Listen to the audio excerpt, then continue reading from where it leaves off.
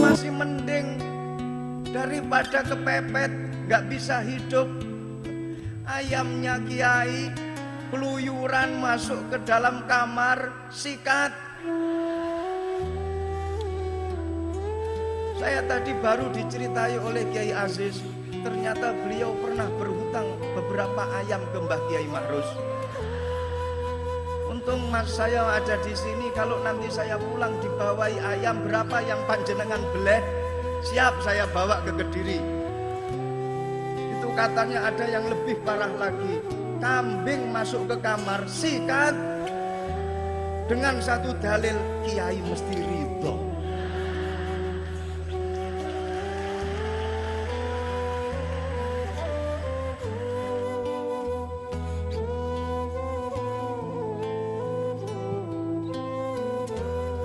Assalamualaikum warahmatullahi wabarakatuh.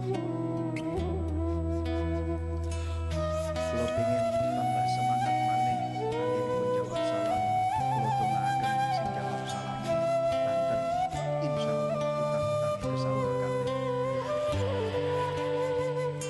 Kula dongaaken sing jawab salame banter insyaallah sing dereng gadah jodoh enggal-enggal pikantuk jodoh.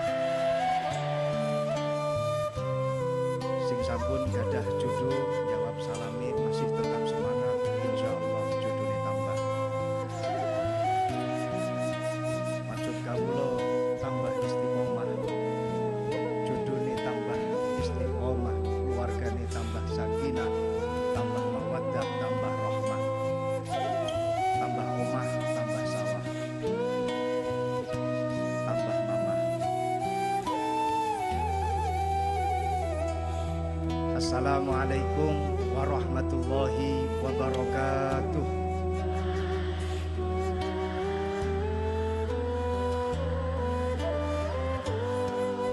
Alhamdulillah sampun banter sedaya anggenipun jawab salam. Iki berarti sing rawuh rata-rata utange akeh kabeh. Bismillahi amantu billah tawakkaltu 'ala Allah. Wonten satu ucapan yang patut untuk saya sampaikan di majelis ini kecuali saya hanya tawakal kepada Allah. Keranten kawula namung imtisalan li amri murabbi ruhina wali amri syekhina panjenenganipun Romo Kiai Haji Halwani Nawawi. Mugi-mugi beliau pinaringan umur panjang, mugi-mugi beliau pinaringan sehat walafiat, dipun gampilaken sedaya urusanipun, urusan donya akhiratipun, dipun paringi jembar rezekinipun, lumeber dhateng kita sedaya, barokahipun ugi karomahipun. Alhamdulillahirabbil alamin. Alhamdulillahilladzi yatafarradu biwahdaniyatil uluhiyah. Alhamdulillahilladzi yata'azzaz bikaramatir rububiyah. Allahumma sholli wa sallim ala sayyidina wa maulana Muhammad ibni Abdillah wa ala alihi wa sahbihi wa mawala. Qala rabbi shrah li sadri wa yassir li amri wahlul 'uqdatam min lisani yafqahu qawli, amma ba'du. Hadratal muhtaramin ulama anal a'izzah, para habaib, para kiai, para masyayikh, para sesepuh, para bini sepuh, para ibu nyai, para gus, para nawaning, para wali santri, hadirin hadirat ingkang dipun mulyakaken Allah Subhanahu wa taala. Khususipun dumateng para sesepuh kita, panutan kita, kiai kita, guru kita, panjenenganipun Romo Kiai Ahmad Halwani Nawawi, panjenenganipun Romo Kiai Muhid. Beliau adalah sesepuh daripada alumni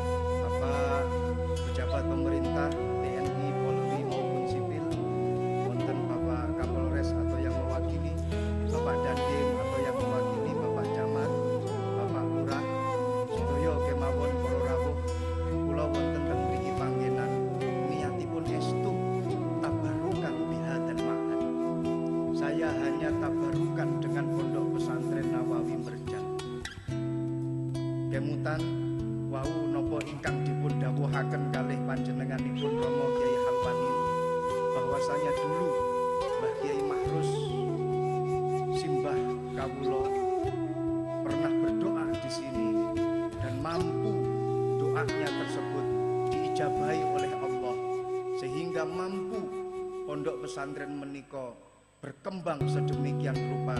Maka saya hadir ke sini dalam rangka untuk kula suwun malih niku pripun seumpama dongane Mbah Mahrus supados kula saged ketularan kados Mbah Kyai Halwani.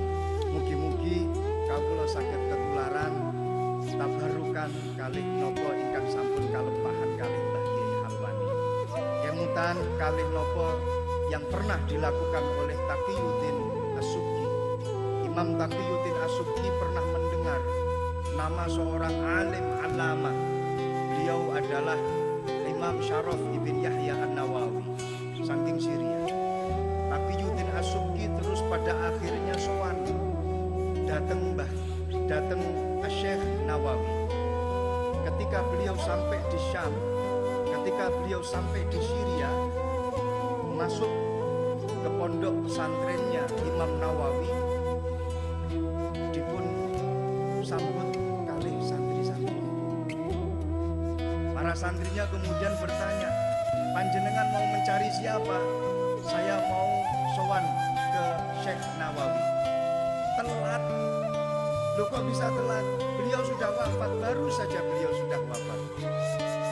Getun Imam Taqiyuddin As-Subki.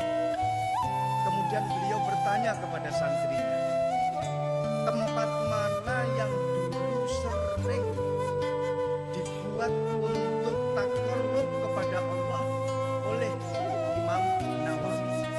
Ditunjukkan oleh santrinya, di sini beliau dulu Syekh Nawawi sering bermujahadah, munajat, takarrub kepada Allah. Tenggone pengimaman masjid yang sekarang dikatakan dengan Masjid Imam Nawawi di Syria. Disitulah Imam Taqiyuddin As-Subki diusek-usek lantai ini. Kemudian Taqiyuddin As-Subki melakukan sholat sunnah sebanyak-banyaknya di tempat itu. Tiada lain niatnya adalah tabarukan di athari sholihin, yaitu mengalah berkah daripada bekas-bekasnya orang-orang yang soleh. Kula niru Imam Taqiyuddin As-Subki. Panjenengan sedaya niru apa yang telah dilakukan oleh Imam Taqiyuddin As-Subki. Di majelis ini, di pondok pesantren ini, muga-muga kula kalih panjenengan sami pikantuk barokahipun para sesepuh, para kiai, para aulia ingkang nate sambang, ingkang nate sowan wonten ing dalem pondok An-Nawawi menika. Mugi-mugi pikantuk berkah sedaya. Amin ya rabbal alamin.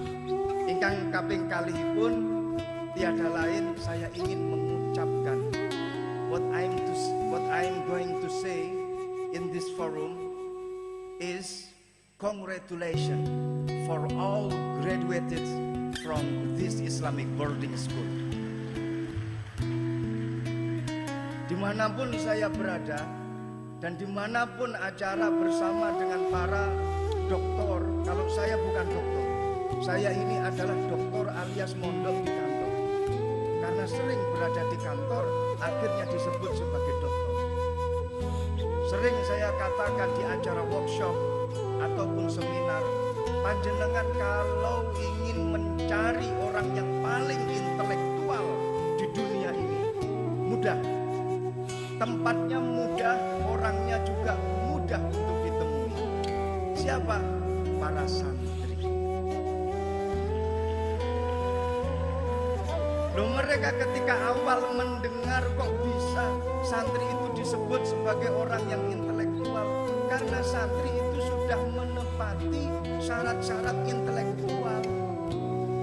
Wa min syurutil intelektual salasa. Syarat untuk bisa dikatakan sebagai orang yang intelektual itu ada 3. Ini menurut seorang ulama yang namanya adalah Jacques dari Prancis. Dia mengatakan begini, intellectual person who engage in critical thinking, research and reflection about society.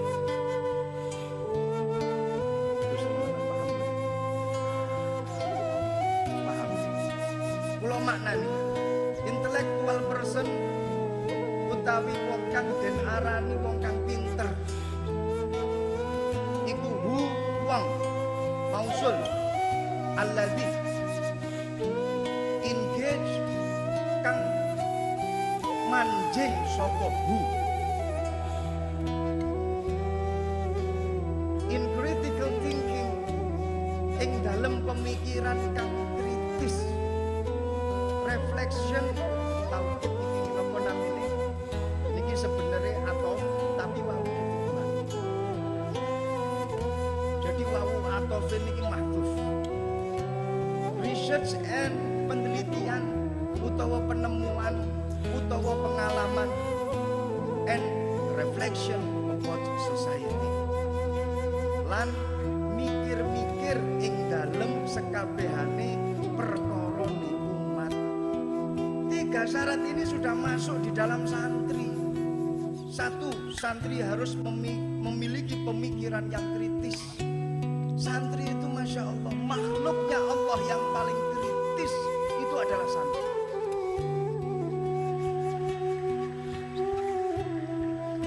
Bagaimana nggak kritis? Tadi sudah disampaikan oleh Mbah Kiai Alwani. Kulo namung nambahi sekedhik kemawon. Sejatosipun mau'idatul hasanah al-uzma itu sudah disampaikan.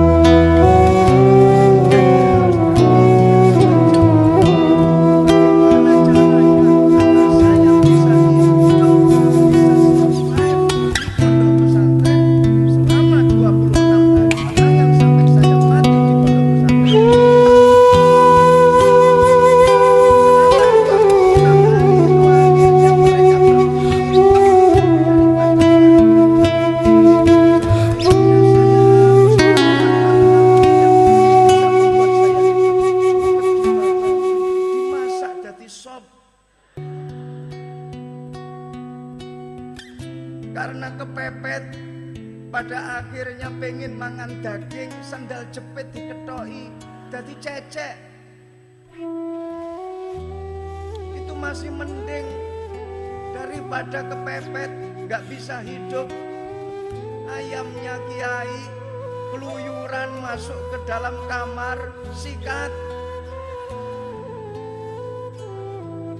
Saya tadi baru diceritai oleh Kiai Aziz, ternyata beliau pernah berhutang beberapa ayam ke Mbah Kiai Ma'rus. Untung mas saya ada di sini, kalau nanti saya pulang dibawahi ayam berapa yang panjenengan beleh, siap saya bawa ke Kediri. Itu katanya ada yang lebih parah lagi, kambing masuk ke kamar, sikat dengan satu dalil, kiai mesti ridho.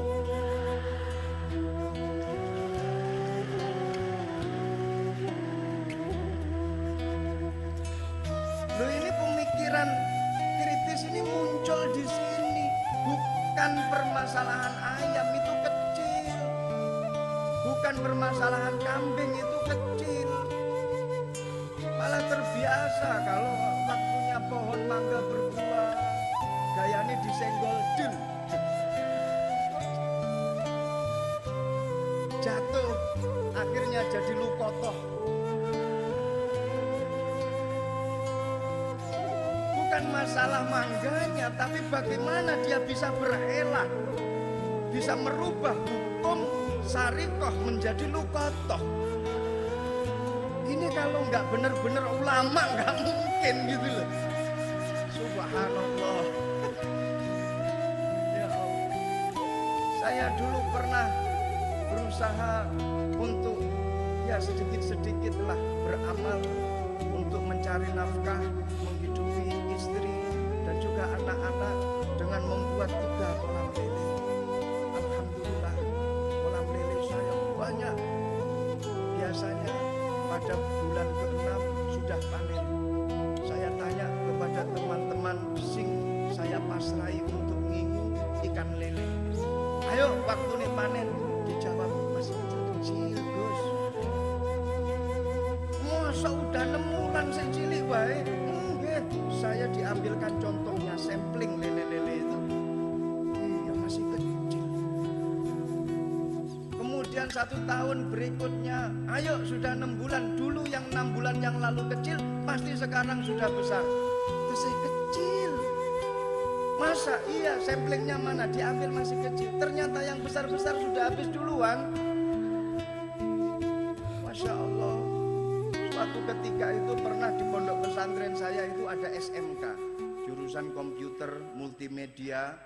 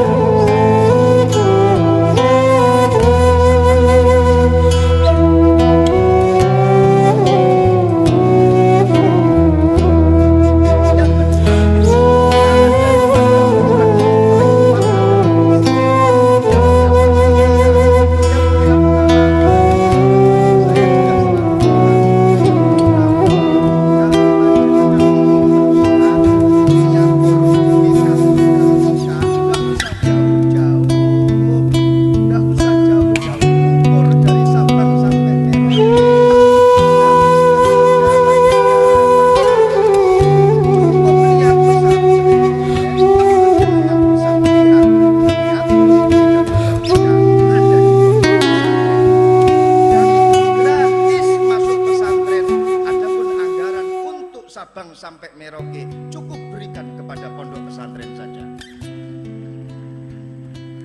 Lho kenging nopo? Kenapa pondok pesantren sebagai miniatur Bhinneka Tunggal Ika? Panjenengan pirsani piyambak, panjenengan mireng piyambak. Bagaimana tadi santri disebut, Masya Allah, yang hadir di depan kita tadi ini semua laki-laki, para alumni ganteng kabeh. Yang perempuan juga ayu-ayu kabeh. Dan tidak ada yang terbalik sing wedok ganteng utawa sing lanang ayu. Bahkan tadi saya sempat matur dateng Gus, niki kira-kira sing wedok niki motor Yasmin Ape niki teng pundi? Subhanallah, kok ayu-ayu santri berjan niki. Siap insya Allah kalau mau barter dengan Lirboyo. Karena beberapa alumni pondok pesantren Lirboyo juga hadir di tempat ini.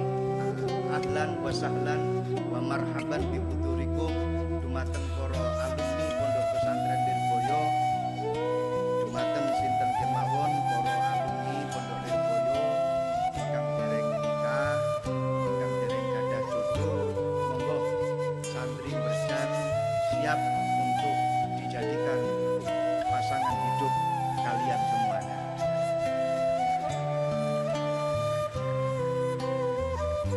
Panjenengan pirsani di depan tadi ini kenapa kita sebut pondok pesantren adalah miniatur Bhinneka Tunggal Ika? Tadi disebut dari Lampung ada, Lampung Timur, Lampung Barat ada, dari Jawa ada, dari Madura ada, suku Bugis ada, suku Dayak ada, suku Batak ada, semuanya ada. Sehingga konco-konco santri setiap hari itu kumpul dengan teman-temannya yang berbeda suku. Sing Jawa sering kumpul karo wong Dayak, sing Madura sering kumpul dengan orang Sunda. Bahkan sampai diteruskan sing Sunda besanan karo sing Madura, sing Madura ijol-ijolan adik karo sing Dayak. Setiap hari berinteraksi antar suku. Sehingga jaminannya adalah ketika santri itu keluar dari pondok pesantren, insya Allah sudah terbiasa ketika dia berhadapan dengan makhluk hidupnya Allah dari berbagai macam suku. Ini adalah santri. Dan tidak cuma itu toh, ketika berada di pondok pesantren, para santri ini juga berinteraksi dengan mereka-mereka yang strata sosial ekonominya itu berbeda-beda. Ketika di pesantren kumpul karo koncone sing sugih akeh, kumpul dengan koncone sing melarat akeh, kumpul dengan koncone sing kadang sugih kadang melarat akeh, dengan berbagai macam karakter teman-temannya,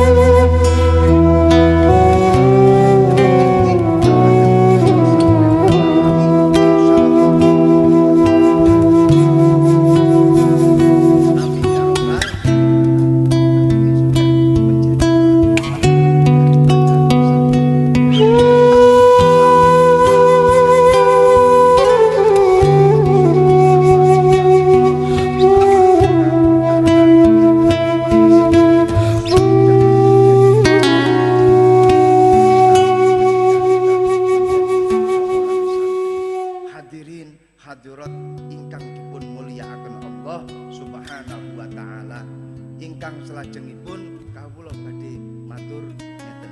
Babagan masalah santri kula badhe ngomong dumateng para alumni utawa para calon-calon alumni.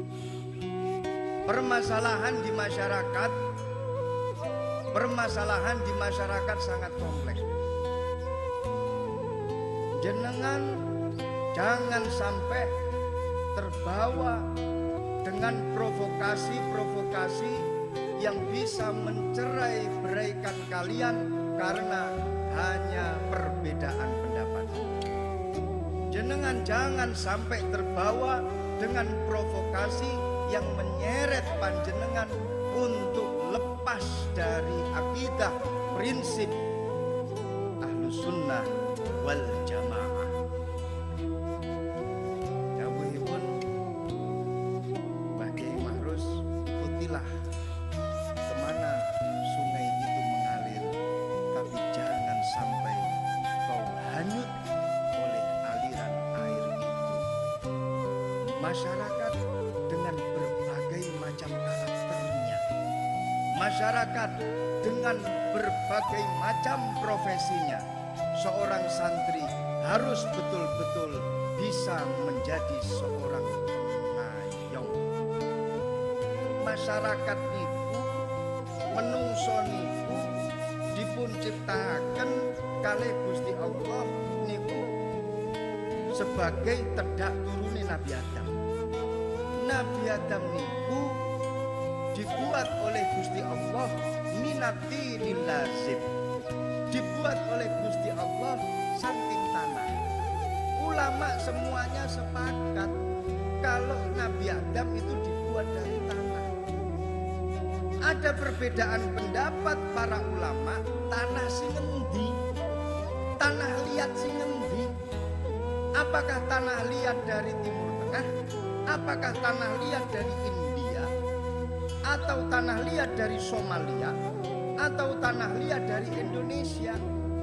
Wonten setunggal pendapat dari golongan para ulama yang mengatakan begini, Nabi Adam itu diciptakan oleh Gusti Allah dari kumpulan-kumpulan tanah liat. Mbok menawa tanah liate Jawa dijupuk titik, tanah liate Timur Tengah dijupuk titik, tanah liate Syam, Persia, India, Pakistan dijupuk titik, kemudian ditiupkan roh kun fayakun, jadilah Nabi Adam. Makanya warna kulit menungso niku beda-beda. Enek sing sawu mateng, ana sing sawu bosok, ana sing kuning langsat. Ini mbok menawa kebagian tanah liat Timur Tengah. Enek sing ireng diteng, ini mbok menawa kebagian tanah liat Somalia. Saya pernah punya seorang teman dari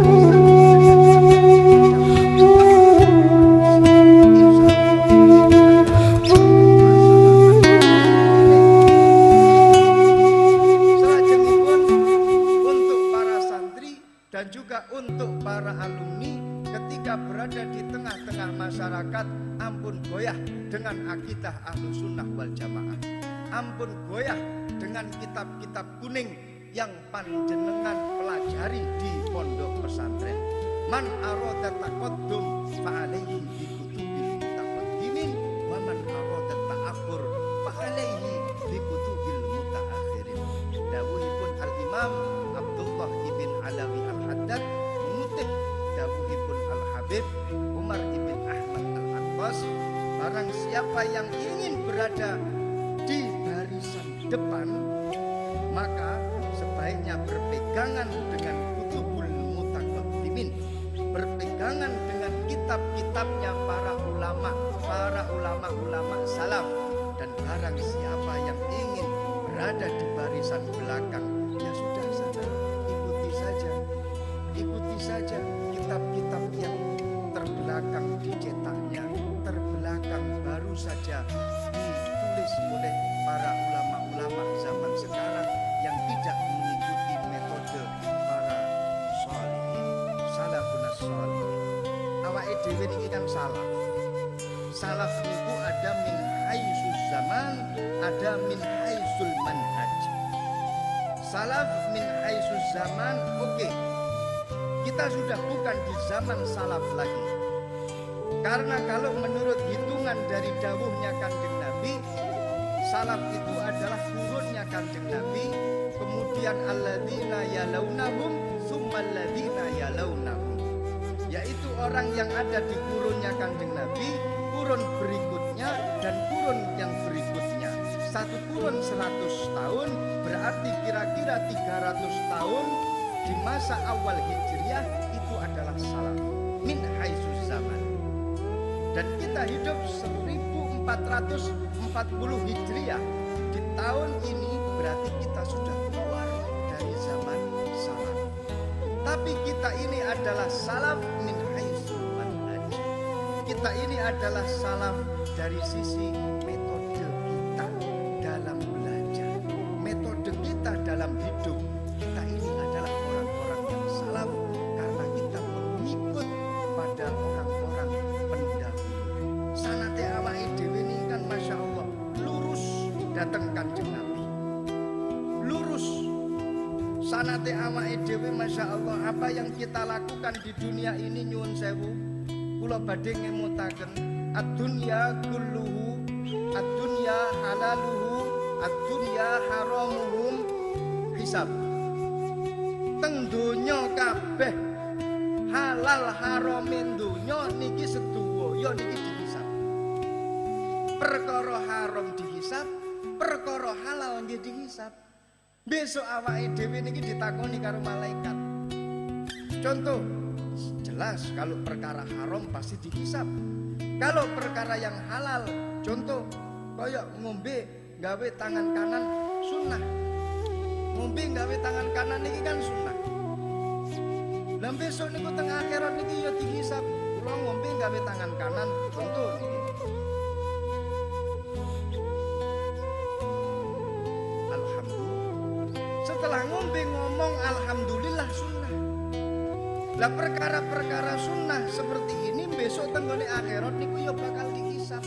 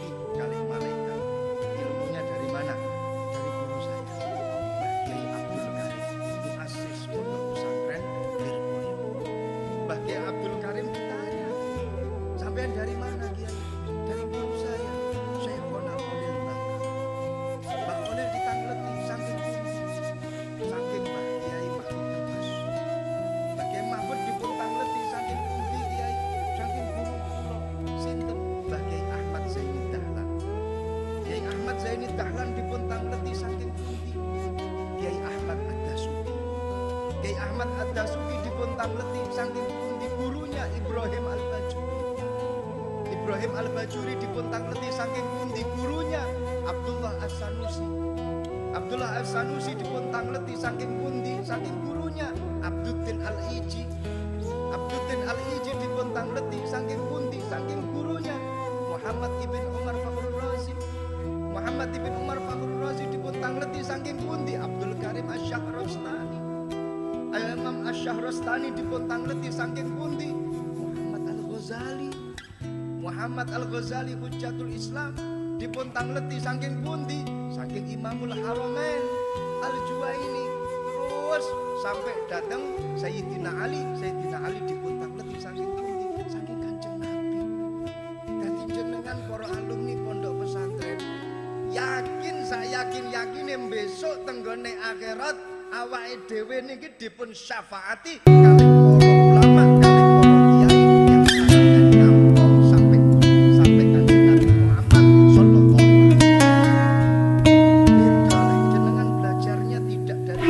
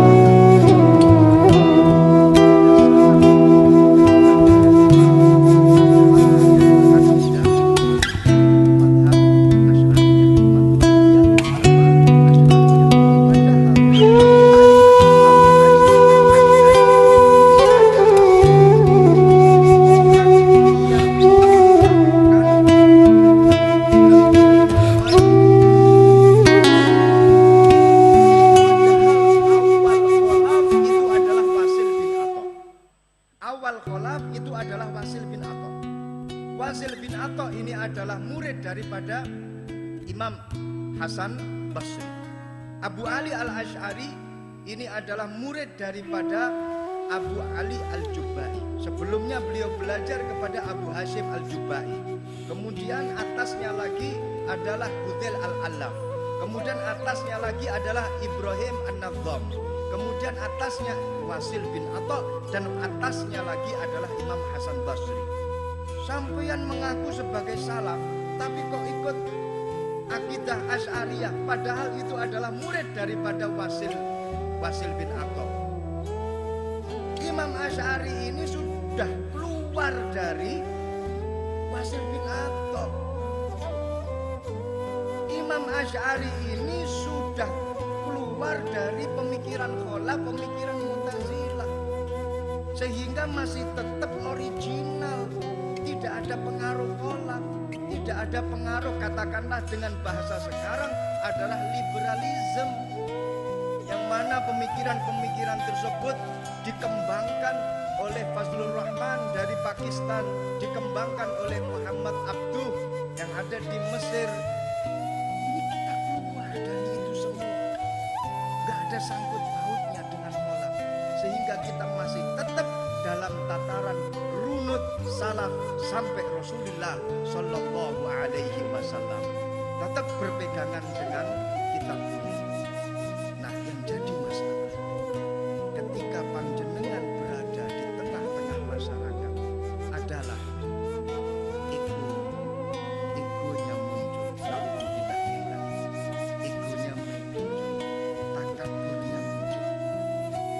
Sebagai umat Nabi, jauhilah sifat takabur. Sebagai umat Nabi, kita mulia karena kita menjadi umatnya Nabi Muhammad. Jangan sampai takabur. Ya terlalu awake dhewe niki kan mulia niki gara-gara dadi umat Kanjeng Nabi. Kita ini apa? Kita ini terbuat dari nenek moyang kita tanah niat. Nek awake dhewe niki teko mani sing dibuat nang dalan wong arep ngidek jijik. Niki kemudian jadi kita. Boten wonten napa-napa. Tapi kita mulia ini gara-gara menjadi umatnya Kanjeng Nabi. Coba jenengan pirsani piyambak. Al-Imam Umar ibn Hasan Al-Khobari. Iki dawuh ngeten. Innallaha setuhune Gusti Allah ja'ala ummata Muhammadin, dadekake umat Kanjeng Nabi Muhammad du'afa. Allah niki ndadosaken umat Kanjeng Nabi awake dhewe du'afa, lemah, lemes, gak duwe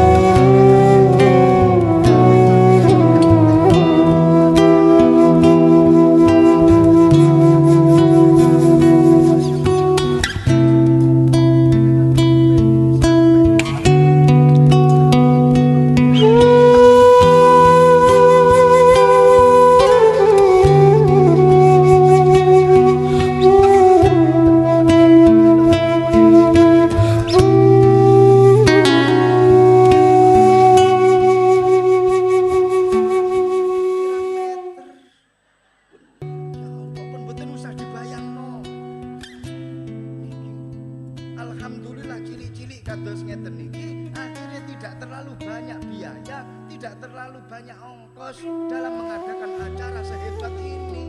Ketua urung gelas gak tentek niki.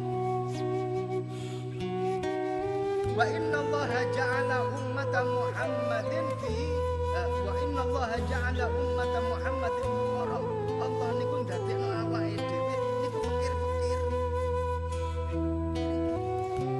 Ora duwe napa-napa. Nabi Sulaiman gawe pondok niku masyaallah lepoane emas.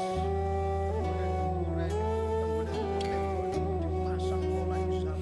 Kemudian berlian macan baca permata-permata kabeh. Nabi Sulaiman kursine teko emas jenengan tingali korun sing urip tenggone zamane Nabi Musa sendale niku teko emas sendale sami berjang itu warna bisa. Kenapa kita diciptakan seperti ini? Hatta yakuna hisabul akal, supaya hisabin besok tenggone akhirat niki gak suwi-suwi. Dadi awake dhewe besok ketika ada di akhirat ditanya oleh malaikat, kowe umate sapa? Umate Kanjeng Nabi. Alah, paling dalam hitungan menit langsung dikongkon mlebu plung tenggone surga niku. Lek sampean takon tenggone malaikat, ingin napa kula kok cepet mlebu surga? Lah kowe umate Muhammad. Larat. Gak duwe apa-apa. Sing arep tak hisab iki apa? Ora enek alhamdulillah. Sing ngomong alhamdulillah, insyaallah benaringnya bercerita. Wa innallaha ja'ala Muhammadin fi akhir zaman. Allah niku ndadekake umate Kanjeng Nabi Muhammad niku tenggone akhir zaman. Pengin apa supaya boten suwi-suwi tenggone kuburan. Makanya awake dhewe niki besok ketika dipendem dalam jangka hitungan tahun kiamat sudah dekat, trompet kiamat ditiupkan, awake dhewe keluar lagi, bangkit lagi dari kuburan. Saya tidak bisa membayangkan kalau kita hidup di zamannya Nabi Adam. Ya Allah, rasanya kuburan jutaan tahun lamanya. Mungkin kita sudah jadi batu berlian yang dipakai oleh orang-orang, atau kita jadi bensin sing dadi BBM di mobil. Awake dhewe alhamdulillah nembe dipendem, terus kemudian langsung kiamat direalisasikan, kita keluar dari kuburan. Alhamdulillah. Boten usah takabur. Ketika di tengah-tengah masyarakat, ketika panjenengan takabur di tengah-tengah masyarakat dengan ilmu yang kalian miliki, maka itu namanya al-ilmu hijabun bainaka wa baina rabbik. Kula mireng dipun kandhani kados ngeten niki kalih Mbah Kyai Ahmad Asrori bin Usman Al-Ishaq. Beliau dawuh, ojo sampai ilmu dadi hijab, dadi penghalang antara kamu dengan Tuhanmu. Kula pertama kali mireng dawuhipun beliau, kok iso ilmu dadi hijab, ilmu jadi penghalang antara kita dengan Tuhan kita. Biasanya kan ilmu sebagai wasilah untuk kita mengetahui Allah. Laula murabbi, kalau seandainya tidak ada orang yang memberikan kita ilmu, kalau tidak ada guru, kalau tidak ada orang yang mendidik kita, maka kita tidak akan bisa tahu tentang sifat, tentang keesaan Tuhan kita. Nah, kok iki enek satu kaidah, beliau mengatakan ilmu bisa menjadi hijab, penghalang antara dirimu dengan Tuhanmu. Lo tanggung. Contohnya apa? Ilmu itu biasanya malah menjadi wasilah kita, media untuk mengetahui Tuhan kita. Tidak selamanya ilmu menjadi media, malah justru bisa menjadi hijab. Contohnya apa? Contohnya wong mari pidato, wong mari ngekeki acara seminar, orang setelah memberi acara ceramah, orang setelah memberi materi-materi, kemudian setelah dia memberi materi, dia mengatakan iki lho aku melihat semua orang menangis gara-gara ceramahku, ini adalah wujud ilmu bisa mengantarkan kepada takabur. Ilmu bisa menjadi penghalang antara dirimu dengan Allah Subhanahu wa ta'ala.